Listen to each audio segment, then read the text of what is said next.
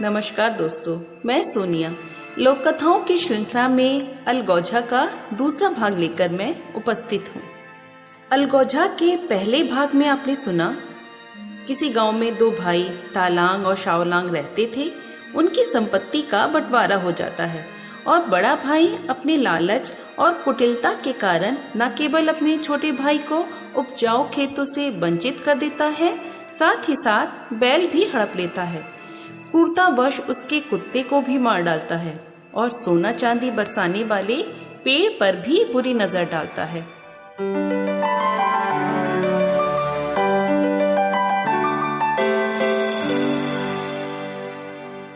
तालांग ने जल्दी जल्दी 2 टोकरियां उठाई और टीले पर बनी कुत्ते की कब्र की ओर दौड़ पड़ा। कब्र पर उगे बांस को हिलाकर वह अपना गाना शुरू करने ही वाला था कि वहां सोने चांदी के बदले इल्लियों की वर्षा होने लगी। शीघ्र ही उसका सिर, चेहरा और पूरा शरीर इल्लियों से भर गया। इतना ही नहीं, इल्लियां उसके कपड़ों के अंदर घुस गई और उसके शरीर में रेंगने लगी। उसके सारे शरीर में खुजली मचने लगी और वह परेशान होकर जमीन पर लुढ़क गया। तालांग क्रोध से आग बबूला हो उठा। वह दौड़कर घर गया और एक गड़ासा उठा लाया। गड़ासे से उसने बांस के पेड़ को काट डाला। दूसरे दिन शाओलांग हमेशा की तरह कुत्ते की कब्र पर गया तो बांस का पेड़ कटा देखकर उसे बेहद दुख हुआ। उसने पेड़ को उठा लिया और दुखी होकर गुनगुनाने लगा। जायदाद के बंटवारे में मिला मुझे एक कुत्ता, खेत जोतता हाथ बटाता मेरा प्यारा कुत्ता। हाय, प्राण हर लिए न जाने किस जालिम ने उसके, मेरे प्यारे साथी नन्हे बेजुबान कुत्ते के। मेरे कुत्ते की समाधि पर उग आया एक बांस, रोज सुबह सोना बरसाता, चांदी हर दिन सांझ। हाय, न जाने किस जालिम ने काट दिया यह बांस, टूट गया दिल जीवन में अब रही न कोई आस। शाओलांग ने बांस को चीरकर उससे मुर्गियों का दरबा बना लिया और उसे अपने घर के बाहर रख दिया। वह सोच रहा था कि उसे मेले में बेच देगा, लेकिन इस बीच पड़ोस की बहुत सी मुर्गियों और तीतरों ने शाओलांग के दरबे में अंडे दे दिए। इस तरह शाओलांग के पास बहुत से अंडे हो गए। उसका चेहरा खुशी से खिल उठा। वह अंडों को बाजार में बेच आया। बड़े भाई ने अंडों के बारे में सुना तो वह शाओलांग के पास जा पहुंचा और बोला, तुमने ये अंडा कहां से चुराया है शाओलांग? मैंने उन्हें नहीं चुराया, मुर्गियों और तीतरों ने मेरे दरबे में आकर अपने आप अंडे दिए। शाओलांग, क्या तुम अपना दरबा 1 महीने के लिए मुझे दे सकते हो? शाओलांग एक नेक और सीधा सच्चा आदमी था। उसने अपना दरबा 1 महीने के लिए बड़े भाई को दे दिया। तालांग ने उसे अपने घर के आंगन में लाकर रख दिया। थोड़ी देर में मुर्गियों और मादा तीतरों का झुंड उसके दरबे में आ पहुंचा। मुर्गियां कुकड़ू की आवाज करने लगी।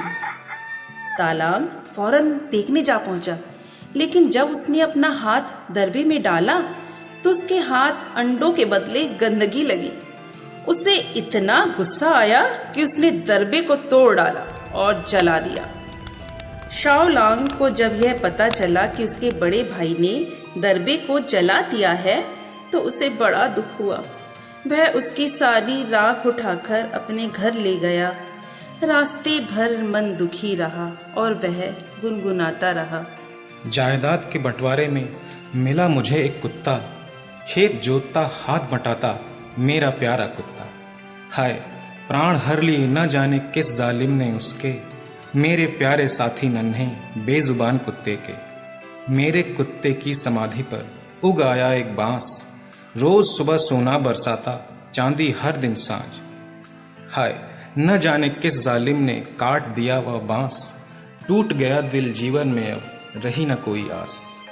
कटे बांस से रचा एक छोटा सा दड़बा मैंने, मुर्गी तीतर खुश हो आते उसमें अंडे देने।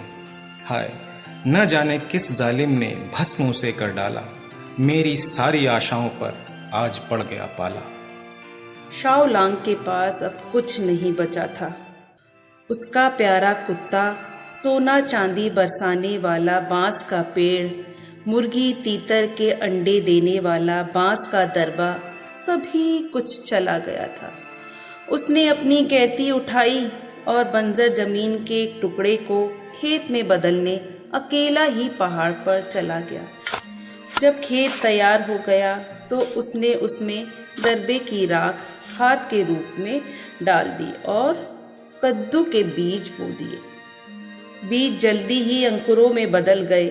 पहले दिन कोपलें फूट गईं, दूसरे दिन पत्तियां चमकने लगी, तीसरे दिन कद्दू की बेलें चारों तरफ फैलने लगी, चौथे दिन पूरी पहाड़ी ढलान कद्दू की बेलों से ढक गई, पांचवें दिन समूचे पहाड़ पर कद्दू के सुनहरे फूल खिल उठे, छठे दिन हर बेल पर कद्दुओं के ढेर लग गए।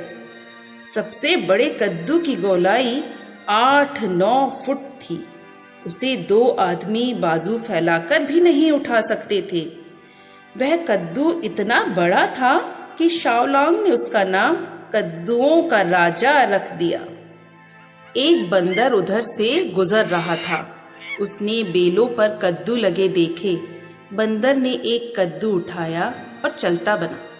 उसने फौरन गुफा में जाकर यह खुशखबरी बाकी बंदरों को भी सुनाई। रात को बंदरों के झुंड शाओलांग के खेत में आ पहुंचे और लगभग आधे कद्दू उठा ले गए। अगले दिन जब शाओलांग को पता चला कि उसके बहुत से कद्दू चोरी चले गए हैं तो उसे बड़ा गुस्सा आया। उस दिन वह अपने कद्दुओं की निगरानी करने खेत पर ही रहा।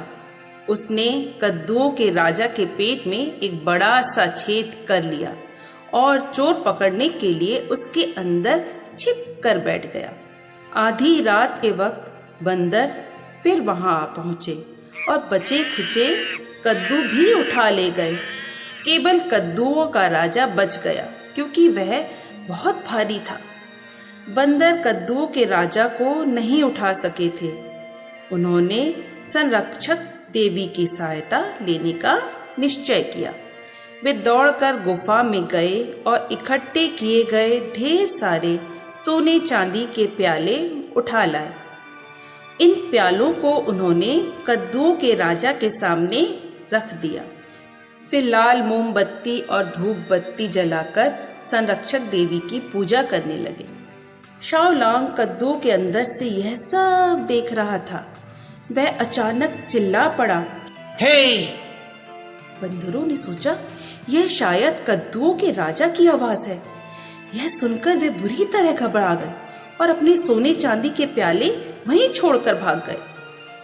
जब बंदरों का कोलाहल समाप्त हो गया तो शाओलांग कद्दू के पेट से बाहर निकल आया और सोने चांदी के प्यालों को उठाकर घर ले गया। हमेशा की ही तरह इस बार भी बड़ा भाई तालांग फिर पूछताछ करने आ पहुंचा। शाओलांग, सोने चांदी के इन प्यालों को तुमने कहां से चुराया है?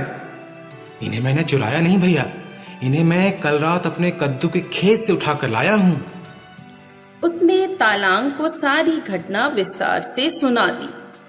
जब अंधेरा हो गया तो तालांग अपने भाई के खेत में जा पहुंचा और शाओलांग की ही तरह कद्दुओं के राजा के पेट में छिप कर बैठ गया। बंदर फिर आए और पहले से भी बड़ी तादाद में आए, लेकिन इस बार उनके पास सोने चांदी के प्याले नहीं थे।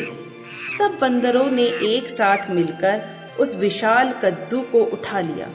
वे लोग अभी कुछ ही दूर गए होंगे कि कद्दुओं के हिलने डुलने से तालांग की आंख लग गई। कद्दुओं के राजा को उठाए हुए बंदर घाटियों और पहाड़ों को पार करते गए। जब तालांग की आंख खुली तो वे एक सीधी चट्टान के कगार पर पहुंच चुके थे। शोरगुल सुनकर उसने सोचा, लगता है अब ये संरक्षक देवी को बुलाने के लिए पूजा कर रहे हैं। इसलिए वह जोर से चिल्लाया, हे! यह आवाज सुनते ही बंदर कद्दुओं के राजा को चट्टान से नीचे फेंककर भाग खड़े हुए। कद्दुओं का राजा पहाड़ी ढलान पर तेजी से लुढ़कता हुआ नीचे घाटी में जा गिरा और उसके टुकड़े टुकड़े हो गए। साथ ही साथ लालची और निष्ठुर तालांग की भी हड्डी पसली चूर चूर हो गई।